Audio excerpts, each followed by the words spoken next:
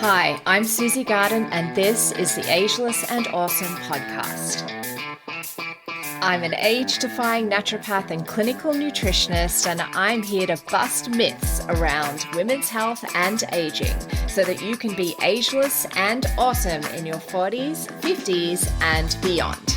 The Ageless and Awesome podcast is dedicated to helping women through perimenopause and menopause with great health, a positive mindset, and outrageous confidence. Hit subscribe or follow now, and let's get started. Hello, gorgeous one, and welcome to this week's episode of the Ageless and Awesome podcast. I'm Susie Garden, naturopath, nutritionist, and founder of the Perimenopause Path Clinic. And today we're talking about something I've been thinking about a lot lately. And it's a little different from our usual conversations about hormones, nutrition, and health, although it is actually very much connected to all of those things. I want to talk about, and this might be quite controversial, I want to talk about looking good as we age, and more specifically, why do we sometimes feel guilty for wanting to? Why is there this strange idea that once we're in our 40s, 50s, and beyond, we have just two choices? One, we can either embrace aging completely and never do anything to change our appearance, or two, we're desperately trying to cling on to our youth. There doesn't seem to be much room in the middle. And I think that's ridiculous, quite frankly. Because personally, I don't want to look 25. I don't even want to look 35. I've lived a lot of life since then. I've been through massive career changes, life changes. I've built businesses. I'm continuing to do that. I've had successes. I've had failures. I've traveled, I've loved, I've laughed, I've cried, I've learned an enormous amount. And I'm not trying to erase those years, but I still want to look good. I said it. And I don't think there's anything wrong with that. I want to look healthy. I want to look vibrant. I want to look after my skin. I want to wear clothes that make me feel fabulous. I want to color my hair if I choose to. And if there's something about my appearance that bothers me and there's a safe, appropriate treatment that can improve it, then I reserve the right to do that too. And I don't think any of those things mean I'm afraid of aging. I think they mean I'm interested in aging well.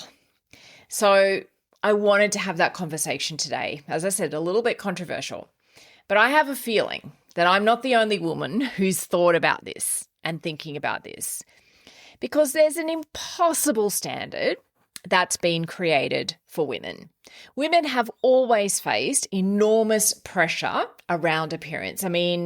I grew up I was a teenager in the 80s. So, that was a massive kind of, everyone wanted to be as skinny as possible, including into the 90s, et cetera, et cetera. Women have always faced enormous pressure around appearance. But I think as we get through these decades, our 40s, 50s, 60s, I think this seems to create a particularly bizarre version of this pressure. We're constantly told, embrace your age, love your wrinkles, grow old gracefully, don't try too hard. But at the same time, we're surrounded by images of women our age who apparently don't have pores, let alone wrinkles. We see celebrities in their 50s and 60s being celebrated for aging naturally, while they're standing under professional lighting, wearing professionally applied makeup with professionally colored hair, having had access to some of the best dermatologists, skincare, trainers, nutritionists, and aesthetic practitioners in the world, and then having their photograph digitally edited. Come on, we're supposed to compare ourselves to that? It is completely unrealistic. And then there's another layer. If a woman does have aesthetic treatments and people notice, it's, she's criticized for trying too hard. If she doesn't, then she's let herself go. If she colors her gray hair, fine. If she has a little treatment to improve her skin, suddenly there's a moral discussion about whether she's accepting aging. Why? Why have we attached morality to what a woman chooses to do with her face? I genuinely find that fascinating. And frankly, it's none of anyone else's business. So if we take the aesthetics out of it for a moment, I mean, the thing is, most of us do things every day to improve our appearance. We brush our hair. We choose clothes. Usually, we choose clothes that we think kind of suit us. We might wear moisturizer. We might wear makeup. We get our hair cut. Some of us color our hair. We whiten our teeth. Might shape your eyebrows. We exercise partly because we want our bodies to look good. Let's face it. And nobody finds any of that particularly controversial. So where exactly is the line where looking after your appearance becomes vanity? And more importantly, who gets to decide where that line is? And I don't think wanting to look good means you believe your value comes from your appearance. Those are completely different things. I know that my worth isn't determined by whether I have wrinkles. And, I can simultaneously prefer my skin when it looks healthy and glowing. I can be incredibly grateful for my body, but still want to change something about it. Those things can coexist. And I think we need to allow women much more nuance around this. A phrase I've heard so many times from women is, I just don't look like me. I hear I don't feel like myself anymore, but I also see I don't look like me. And it isn't I want to look younger, it's I don't look like myself anymore. And I think that's something very different.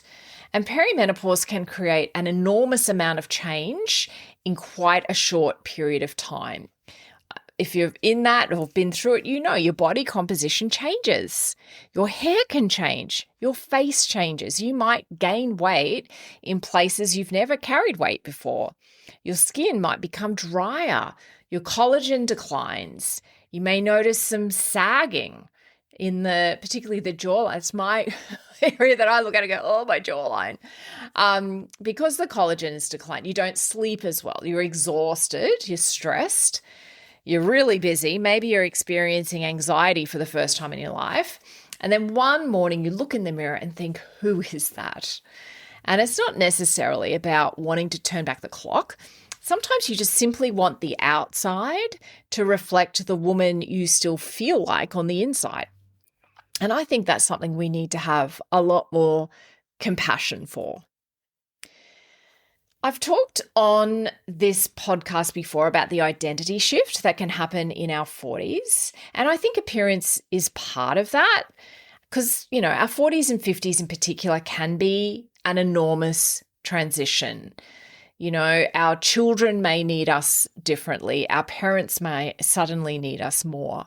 Relationships can change. Careers change. Our bodies change. Our hormones change. And somewhere amongst all of that, we're changing too. And sometimes that's really exciting. And sometimes it's really unsettling. We can miss the woman we used to be, not necessarily because she was thinner or younger or had fewer wrinkles, but because we remember how she felt: energetic, confident, sexy, spontaneous, strong. So maybe what we're searching for isn't youth. We're just simply searching for ourselves. And that's a very different conversation. So what does aging well actually mean? And I think this is where my own thinking has changed quite a lot. I don't particularly like the phrase anti-aging. I have used that. If you followed me for a while, I used to use that in the context of longevity medicine. So that's actually a medical, I guess, or a scientific term. Anti-aging and longevity medicine is more about I'm going to say it, reversing aging on a cellular level, down at your DNA level. That's different, though, to where we often hear it. We often hear anti-aging and more of that beauty term. I'm actually very pro-aging. I want lots more of it, hopefully decades. So my goal isn't to stop aging. It's to age well. And for me, aging well is much bigger than what happens to my face. I want strong bones, as you know. And you all now know after listening to me talk about my DEXA scan for the past 2 episodes. I want muscle. I want a healthy brain. I want to retain my intelligence and my cognition. I want good cardiovascular health. I want energy. I want to be strong. I want mobility. I want great metabolic health. I want great relationships. I want purpose. I want adventures. I want travel. I want to keep laughing. And yes, I want healthy skin too. And I don't see why those things need to compete with each other. And that's really what healthy aging means to me. I want the longest health span possible, and I want to feel good while I'm living it. And this is where skin fits in for me. And it's also why buying, you may recall, probably 5 weeks ago, I took over ownership of a gorgeous little boutique skin clinic called eSkin on the Gold Coast here. And that's why buying eSkin has been such an interesting experience for me, because I've spent years working from the inside out. So all about nutrition and gut health and hormones and metabolic health and inflammation and sleep and stress, helping women feel better. And now I'm involved in an industry that traditionally approaches things from the outside, although that is changing, which is really interesting. And I think I'm joining this industry at a very interesting and exciting crossroads, because initially you might think those worlds are completely different. I actually think they're beautifully, beautifully complementary, because skin doesn't exist independently of the body underneath it. Healthy skin needs good nutrition. It needs healthy fats. It needs protein. It needs micronutrients. It needs good circulation. It needs sleep. It responds to hormones. It responds to stress. It responds to your gut health, your gut microbiome. And then there are all these things we can do externally to support your skin as well, such as great skincare, sun protection, professional treatments if we choose them. And I don't see that as fighting aging. I see it as caring for ourselves as we age.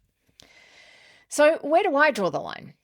This is something I've been thinking about a lot since becoming involved in this industry. So what do I actually believe? I think I've landed somewhere very clear for me. I never want a woman walking into eSkin feeling perfectly fine about herself and walking out with a list of 7 things she's now been told are wrong with her face. No, that will not be happening. I hate that. I don't want to sell women insecurity. That's never been my purpose. There's enough money being made from women's insecurity already. And if you come in and say, this pigmentation really bothers me, okay, let's talk about it. What caused it? What can improve it? What are your options? What's realistic? If you say, I'm really noticing my jawline changing and I'd like to do something about it, then great, let's talk about that.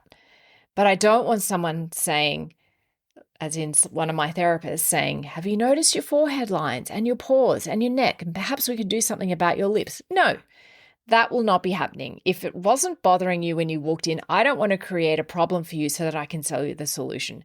That is not my philosophy. And in fact, I had an experience at the dentist not that long ago, maybe a month, 5, 6 weeks ago.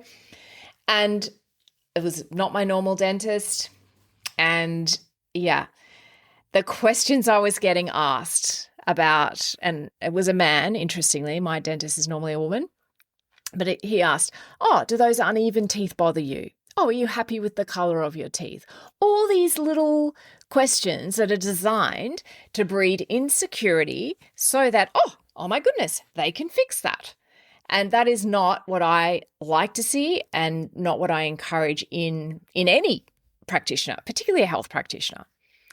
So yeah, not my philosophy. I think sometimes we go too far in the other direction. We say things like women shouldn't feel that they need treatments. And I completely agree. But that can very quickly become women shouldn't have treatments. And as I said before, I believe that we should have choice. If you want injectables, that's your choice. If you want laser, that's your choice. If you want nothing, that's your choice. And I don't think empowerment means telling women what the correct choice is. I think empowerment means giving women good information and allowing them to make their own choice without shame. And that's the environment that I want to create. And I want to talk about a phrase. I've had this said to me. And, the old, but you look great for your age. Have you had that said to you? Oh, man. And I remember saying it when I was younger. I remember saying it to older women, but you look great for your age. Kind of sounds like you mean it to be a compliment. I honestly think it's intended to be a compliment. But when you're on the receiving end of that, it's interesting, isn't it? Because buried inside it is the assumption that looking good becomes increasingly unexpected as we get older. You look great considering you're 50. Why can't we just look great? And actually, I think I'd rather someone say, you look so well, or you look amazing, or you're glowing, because those things aren't trying to guess my age. They're noticing vitality, and that's what I want. I don't need someone to think I'm 35. I'd much rather they think, oh, wow, she looks great. Easy. Because there's a big difference between looking younger and looking healthier. And I think this distinction is really at the heart of everything I'm talking about today. Looking younger and looking healthier aren't necessarily the same thing. Someone can have very few wrinkles and still look exhausted. Someone else can have plenty of lines and absolutely radiate vitality. Healthy skin has texture. Healthy faces move. Healthy women age. And I'm not trying to erase every sign that I've lived. I want to look like me. I want to look like a well-rested me, a healthy me, a confident me, a vibrant me. And if there's a treatment that helps me achieve that and I decide that I want it, wonderful. But the treatment shouldn't become responsible for my self-worth. That's too big a job to give a facial, right? The other thing I've realized about confidence is it doesn't always come from changing how we look. And sometimes changing how we feel changes how we think we look. Have you ever noticed this? You may have had a terrible week, you're exhausted, you're stressed, you feel bloated, you're not sleeping, you look in the mirror and think, God, I look awful. And then in another week, you've been sleeping well, you've exercised, you're eating well, you're laughing, you're feeling good, you put on an outfit you love, and suddenly you think, actually, I look pretty good. Did your face radically transform in 7 days? Probably not. You changed. And that's why we'll always come back to inside-out health, because confidence isn't manufactured entirely in the mirror. And sometimes the most powerful thing we can do for how we look is improve how we feel. So what do I want for women in their 40s and 50s? I want us to stop fighting our age, but I also want us to stop apologizing for wanting to look good. I want us lifting weights, eating nourishing food, looking after our bones, supporting our hormones, protecting our sleep, having great relationships, finding purpose, so important, having adventures, wearing fabulous clothes, using beautiful skincare, coloring our hair if we want to, leaving it grey if we want to, doing absolutely nothing to our faces if that's what makes us happy. None of those choices make us better women. They're simply choices. And maybe aging well isn't about following someone else's rules. Maybe it's about deciding, what does aging well look like for me? So I have a little challenge for you. I want you to leave with a question today and maybe have a think about this while you're driving, while you're walking, while you're making dinner. When you say, I want to look younger, what do you actually mean? Do you genuinely want to look younger? Or do you want to look less tired? Do you want healthier looking skin? Do you want more energy? Do you want to feel stronger? Do you want your clothes to feel fit differently? Do you want to feel sexy again? Do you want confidence? Do you simply want to recognize the woman in the mirror? Because the answer does matter. Sometimes what we think is an appearance problem isn't really an appearance problem at all. And sometimes it is. Sometimes you simply don't like your pigmentation and you'd like it gone, and that's okay too. Not everything needs a deep psychological explanation. I think women have spent enough of our lives being told how we're supposed to look. And I certainly don't think we need another set of rules telling us how we're supposed to age. And you don't have to embrace every wrinkle to prove that you're confident. You don't have to erase every wrinkle to prove you care about yourself. There's a beautiful place somewhere in the middle, a place where we can appreciate the privilege of getting older while still caring about how we look and where we can invest in our health and enjoy beauty, where we can embrace our age without allowing it to define what's possible for us. And that's what ageless and awesome has always meant to me. It's not about being ageless because nobody can tell how old you are. It's about refusing to allow a number to dictate how vibrant, strong, confident, curious, or adventurous you're allowed to be. And maybe that's the conversation we should be having about aging, not how do I look younger, but how do I become the healthiest, happiest, most confident version of myself at the age I am right now. And that's a goal I can absolutely get behind. So yeah, if today's episode resonated with you, send it to your friends, have this conversation with them. I'd actually love to know what you think as well. Do you feel pressure to age naturally? Do you have treatments? Would you? Where do you personally draw the line? I think it's such an interesting conversation, and there really isn't one right answer. So thank you so much for spending this time with me. Until next time, look after your body, look after your skin, do the things that make you feel fabulous. And remember, you don't need to look younger, you just need to look and, more importantly, feel like you. Thanks so much for joining me on the Ageless and Awesome podcast. If you liked this episode, please make sure you click the little plus button if you're on Apple Podcasts, or the follow button if you're on Spotify, so that you get each new episode delivered to you every single week. If you feel like writing me a 5-star review, you would absolutely make my day. If you found this episode resonated with you, head over to my Instagram and DM me at the Perimenopause Path. I would love to connect with you.